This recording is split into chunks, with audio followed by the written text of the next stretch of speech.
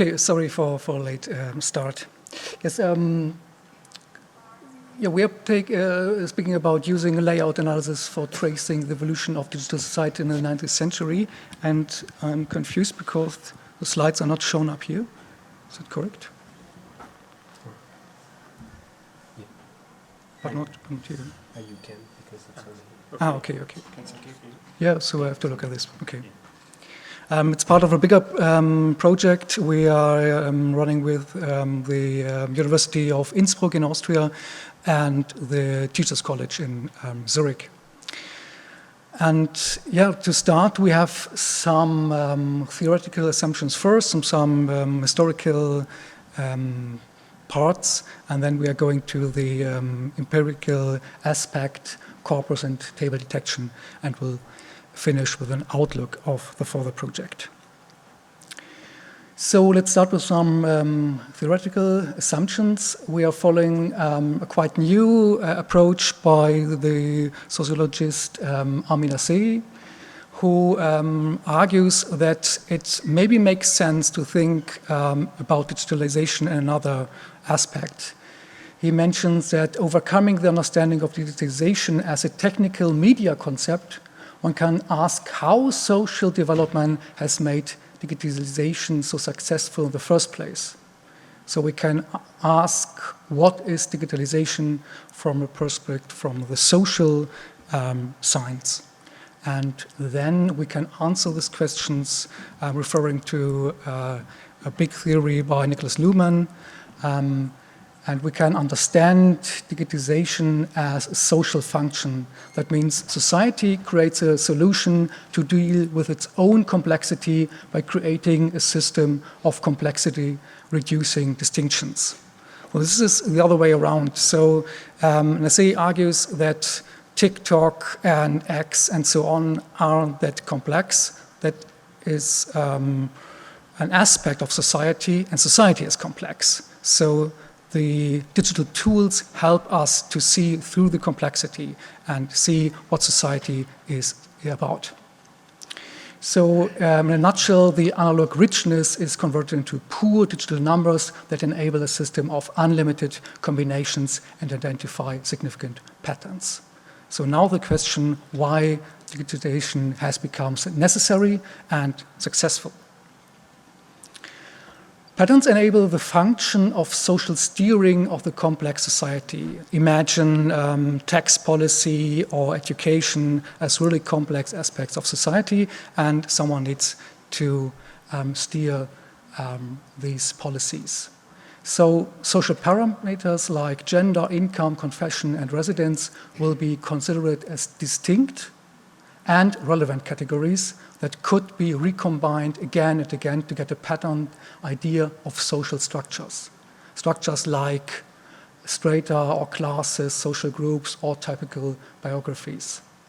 So in this way, it is the first time that we can think about society as society and not as imagined communities such as a nation or federation or a Reich. And so it is necessary to recognize social structures. So I see social structures, and this is the first time I can imagine something like a society. And this is what Assey called the first detection of society, which took place in the 19th century. So the hypothesis of our talk is digitalization began in the 19th century, and it should be detectable in Swiss German educational discourses of this time, because our bigger project is about educational discourses in this time period. So we have this new complexity around 1800. Imagine the French Revolution and that the estate-based society is transforming. Then we have a new task like compulsory education applies to the whole society, and we see steer measures are essential from now on. And one interesting thing are scholars. Scholars are affecting actors in the formation of the society because they dynamize the previous estate-based society through their places of work and tasks. So they have writing tasks to do for different aspects. they change their estates or belong to several estates, like church and state, through education and authorship. And, of course, they distribute their knowledge and also the knowledge about society, about themselves. The society, again, is able to see that there is a new thing called society. As you will know, statistics and society is a lot of preliminary work, for example, by Foucault and also Ian Hacking. And to mention two aspects for Switzerland is that there was this Stadtverenkend, which was a very early and first standardized survey of the school situation. And Stefano Fraccini, a person who combines both education, because he was the founder of the Eidgenössische Hochschule, and it was a really relevant statistic, or a massive influence on statistics in Switzerland. And Ian Hacking shows that there was this avalanche of printed numbers in the middle of the 19th century, and shows also that there's a kind of statistical and, with say, digitalized thinking in this time period. But we don't want to do, again, what Ian Hacking did. We will do another approach. Yeah, okay, my part is the more technical one, but to put it clear once more, what we are trying to do is to find empirical evidence for Nasehi's thesis that digitalization began in the 19th century. And our idea was, at the beginning, we had just textual data, which we got directly from ePeriodica, which is an online platform where you can download scans or read scans, and they are also OCR'd, and you deal with the errors that have been mentioned in every talk now. So we have Gothic fonts in these old journals, which leads to downstream problems for all our NLP tools, starting from lemmatization to part of speech to named entity recognition and so on. Another problem we deal with are unclear text boundaries. So we get a textual representation for an issue, but within an issue, the boundaries of a text or of an article within the issue are not clearly marked. So this poses problems to our standard natural language processing approach, and therefore we wanted to try something different, and we decided we wanted to look at the number, or at evidence for more printed numbers by looking at how many tables are printed in those journals. So instead of just working with text, we do layout analysis and identify tables. But just to give an overview of what is in the corpus, these are the 13 publications we collected from ePeriodica. Some of them are really focused on education. Some of them have rather peripheral view on education. And as you can see, some of them, or most of them, do not appear during the whole period, which was mainly due to censorship reasons. So a lot during this time, the journals sometimes, after a few years, they had to shut down because they were censored, and then they reappeared under a different title. So it's also a bit compressed, but yeah, that's more or less the idea. So the time period we cover is 1800 to 1870, more or less. And apart with the text, what we get is different kinds of metadata, but the one we have to rely on then is the URL of the articles. Text-wise, we have roughly 35 million tokens in 13,000 articles covered on 62,000 pages. And we take this URL, and then on ePeriodica we can identify which pages should be covered. As I said, sometimes it's difficult, but we get a list of URLs and we can download the scans one after another, and then we can do the table recognition on an in-house machine. Yeah, it's got some, got a GPU, and it roughly runs in a few hours. And we use two different models, pre-trained models that are freely available. One is Table Transformer from Microsoft Research, published in 2020, and the other is Cascade TabNet, published in 2020. It won some competition and is still widely praised and used.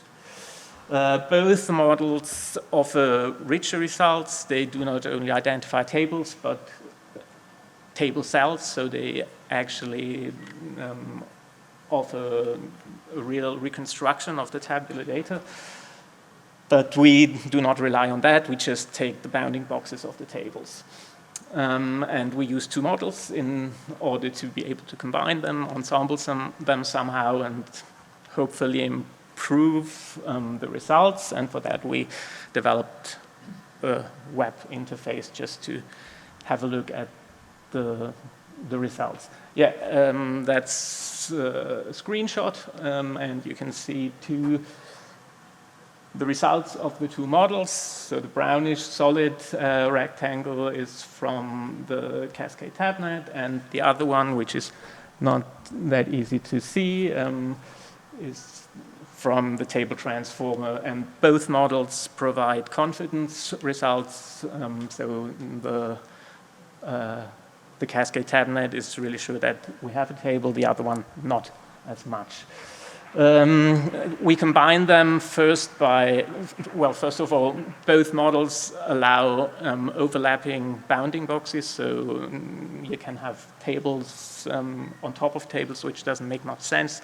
So we combine within model results first, so we have two different tables recognized by the Microsoft model here, and we combine it into one maximum bounding box covering both bounding boxes, and then we combine the two different models, and the result is the bluish rectangle on the right. But of course, we also have that confidence value, as I said, and we have to determine somehow, this is a free parameter, we can just choose it, and we developed the interface to somehow come up with a value for both. So in this case, we see two tables recognized by the Brown model. And of course, this one is good and this one is bad. And what we'd like and what we actually can do by tuning the parameter is recognizing only the bottom one as a table. On the right, there is a complete screenshot of the web interface, and these are actually the thresholds we empirically determined, and as you can see, they are really high. Our problem is not recall. If there is a table somewhere on a page, it's recognized as such. The problem is that the models are amazingly confident. They found a page, they found a table on a clearly blank page. So we believe this is due to the nature of our data. We've got these historical documents, and the two models we had were trained on modern tabular data, modern documents. So yeah, we definitely would need something different there, but from my glimpse at the results, I believe, I'm confident, that the error was the same over the years. So I think the results might still hold. And what do we find then? On the right, on the left, there is the number of tables over the years, which clearly seems to increase. but then if you look at the number of pages, they also increase, of course, so that doesn't tell us very much yet. But if you, we compute a relative frequency then, the number of tables per page, and you can see a tendency there. We have one outlier in the early 1800s, and I checked that manually. It was from one model, which was 100% sure, and it recognized tables on practically every page, and there was none at all. So I allowed myself to remove that one. And that makes it a bit clearer even. So you see a tendency here, and if you put a regression through it, you might even, yeah, it looks somehow convincing. I think the tendency is there. The results would have to be checked more thoroughly, probably, but I think we can see a tendency.